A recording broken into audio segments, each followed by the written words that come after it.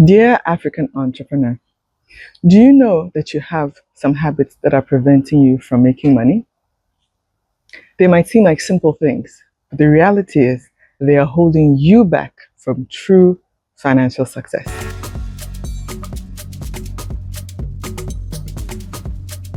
The first thing you're doing is you are not promoting your business enough.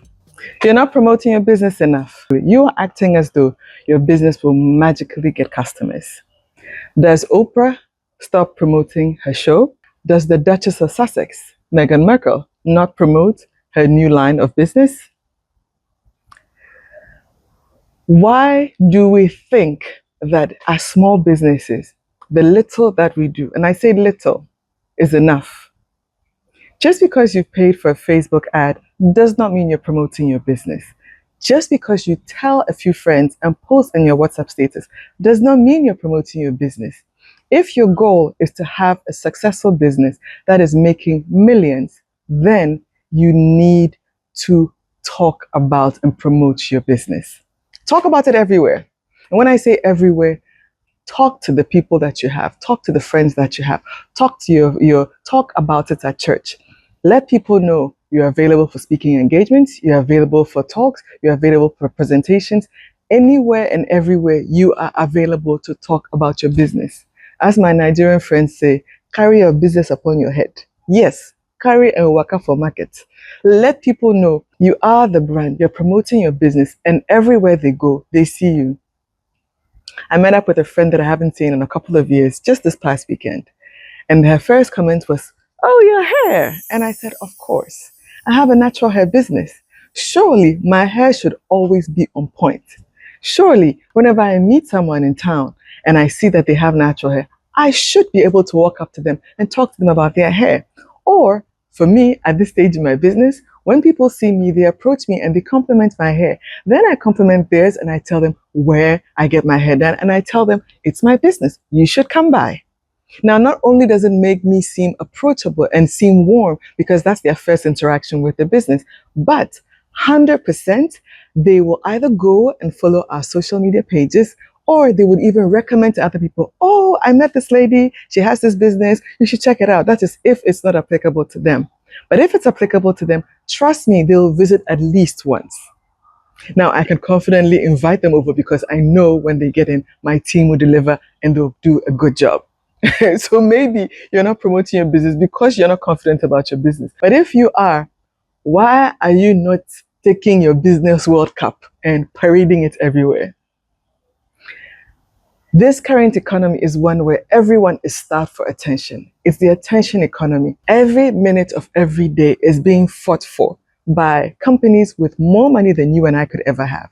What are the ways in which you, a small business or an entrepreneur, can let people know about your business in a cost-effective way? When I first started my business, I used to pass out flyers in the car parks. I used to basically be seen everywhere promoting the business. Now I can be more comfortable, I can sit back. But why are you a business that just started? Why are you a startup? Why are you a young entrepreneur not doing same?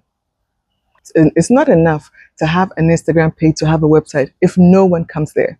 It's also not enough to think that you have paid an influencer and that your job is done. Ask people who use influencers for marketing. Some are effective, some are not. But the bottom line is you need to make sure that your product or your service is good, such that if you make the noise and people come, they then become your ambassadors. They then become your salespeople, your promoters. And that is the ultimate hack. Oftentimes, people find it undignified or unrefined to be promoting their business. They make it seem as though it's gauche, it's a little, especially for people who are middle class, it seems they wonder if they're looking desperate for promoting their business. Really? In 2026, you're going to have a business and not promote it all the time? Trust me, no one's thinking about you that way. No one sees it negatively. And those who see it negatively are not your friends. So, dear African entrepreneur, go about and promote your business. Promote it like your life depends on it. And it might not depend on it, but it also might depend on it. So promote it anyway. You are the spokesperson for your business and you can promote your business better than anyone else. I remember in my banking days, we organized an event and the CEO of a competing business came to the event, I was offering pins and like little tags as giveaways to the customers and those to all the attendees. I tried to give him our branding, our logo, and he rejected it. You know his comment? He's representing another company. He can only be seen promoting his company. Yes, I thought that was pretty hardcore, but that is his mindset, or that was his mindset. And everywhere he went, he made sure he represented his company to the fullest. He promoted it to the fullest because that is the business that pays him. That was the business that was keeping a roof over his head. So he didn't shy away from it. He didn't feel some type of way about it. The reality is that was his business. And who better, if not him, to promote his business? I find it funny that as business people, we shy away from talking about the numbers. It is important for you to not be ashamed to be seen looking for money, talking about money. Dangote, $1 everybody's looking for money, but they're not doing it for fun. So please put away your pride and this self importance that we have and start promoting your business. In a similar way, why do we not talk about money? We refuse to talk about money and it's to our detriment. We don't have the networks where we will discuss where there are opportunities, where there are deals, where people can get things for less. African entrepreneurs, we need to let go of all the competition. We need to be more collaborative. There are other groups of people within our countries who are excelling. How? They communicate. They talk about money. They talk about businesses. Why can't 3 bakeries come together to rent a commercial kitchen and they use it on certain days? Why can't we put our money together to build a multi-purpose building where we can all use it? I remember seeing a story about 2 friends in Lagos who had put together their money and started a business together. But it wasn't a joint business. One person was providing spa services, the other person was providing nail services. These are the things that they studied for. These are the things that their businesses were focused on. They had billing separate and their monies were separate. But guess what? Because they share a lot of resources, their overheads were much lower. Marketing and other costs were much lower. And at the end of the day, they were better for it because they could support each other at all times. Why are we not talking about money? We're in an age where everyone is keeping up appearances. Everyone is pretending to be doing well. But the reality is, a lot of companies that are existing, a lot of small businesses, a lot of entrepreneurs will be better off if they collaborated and they came together to build something bigger, something more sustainable. And it begins with talking about money. Do not feel self-conscious. Do not be embarrassed. Be more hungry than embarrassed about discussing money. If you have a friends group and no one talks about money, then no one is interested in growing in a particular way. If you are a business owner, if you're an entrepreneur, it is important to find a cohort of people who can actually talk numbers with, who can discuss business ideas with, who can actually give you insights and input for your business. No man is an island. You cannot succeed on your own. And at a certain level, you need a close group of people who can give you feedback, who can give you the encouragement, who can help you along the journey of entrepreneurship. Business will humble you. You need a community around you. Talk about money, talk about your business, and you will be successful. Another bad habit that's preventing you from making money: refusing to spend on the right things. Refusing. You need to spend on the things that will move the needle. Everyone wants an aesthetic restaurant. Everybody wants an aesthetic business. But as they say, now aesthetics them go chop. If your product, your service is poor in quality, is inconsistent, no matter how many renovations you do, no matter how you invest in the physical appearance of the place, that's not going to move the needle. You might have customers who come initially because they're excited, they want to post that they have been to your place of business, but you need consistent sales, and that should be your focus. People are spending so much on influencer marketing without having good products. People are spending so much on websites and branding and the surface things without focusing on their core offering. Are you offering a good product? Are you offering a good service? Is it providing value? Have you priced it properly? Are you taking on the feedback and adjusting it and making sure that you give the people what they want? If not, all the money you are spending on other things which are not these issues will bring you no additional sales. Before you pay for a service, before you pay for a bill, assess it to see if you move the needle for your business. Will it increase sales? That's why I'm a big believer in learning, in investing and in learning. So that's another one. Be willing to learn and invest in learning. Training for your team, training for yourself. Remember, you can't know it all. So be humble enough to ask for help. Be humble enough to ask for support. Be humble enough to say, I think my team needs an upgrade.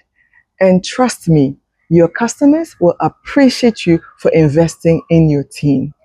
And it's a shame that we don't want to invest in expert services. Yes, you're a small business. Yes, you're a startup. But there's so many things that you don't know. Invest in getting a financial advisor. Invest in someone who can help you with your accounts. Get the advice, the support, and the training you need. You can't know it all. So in order to succeed, you need the support of those who are experts to help your business grow. If your customer service is poor, remember there are people that you can pay who will train your team. If your packaging is poor, remember there are people that you can hire who will redo your packaging for you. If you're using delivery services that are not doing a good job, you have free will. Change the company you're working with.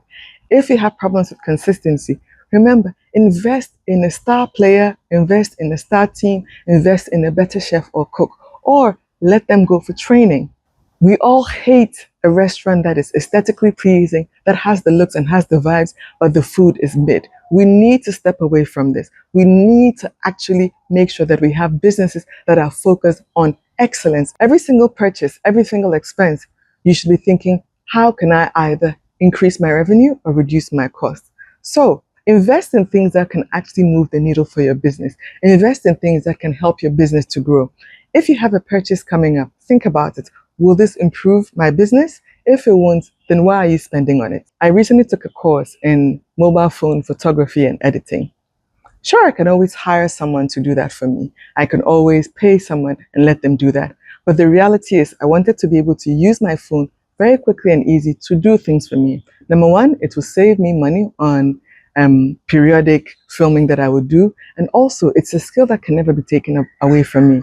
So, entrepreneurs, invest in skills that are marketable, invest in skills that will give you a return. And don't forget your team. You need to invest in your team as well so that you upgrade them to be able to meet the changing market demands. Finally, this is something we're all guilty of: accepting mediocrity. What's the point of starting a business if you're not going to give it your best? Excellence has to be our hallmark. Excellence has to be one of our values. And it's not a value that you say, it's a value that you show. So if a customer goes through all the various touch points, they go through the customer journey, and you have failed in a certain aspect, then you need to do better. Is it that the bathrooms and the restrooms in your business are unsanitary, are not often cleaned? Fix that. Is it that your equipment is old? Fix that. We are too quick to accept mediocrity and to expect that we will be rewarded for mediocrity. The price of excellence, the cost of success is excellence and shying away from mediocrity. People post on the social media, God give me customers, I hope I get customers today. And yet, when they get customers, these habits push away the people. These habits discourage them from coming closer. They demonstrate that they're not willing to learn. They are mediocre and subpar and basically say and are okay with things that are not good enough. And ultimately, they're not humble enough to ask for help and they're not willing to learn. The best businesses and the best employees are those that push themselves towards excellence. So when others are praising your business and saying that everything is going well, that's good. That's exciting. But you should take time to reflect. You should take time to get feedback on which areas of your business you can improve. Dear African entrepreneur, let's have a spirit of learning. Let's have a spirit of excellence. Let's make sure that we get rid of these habits and ensure that we are able to build successful, profitable businesses.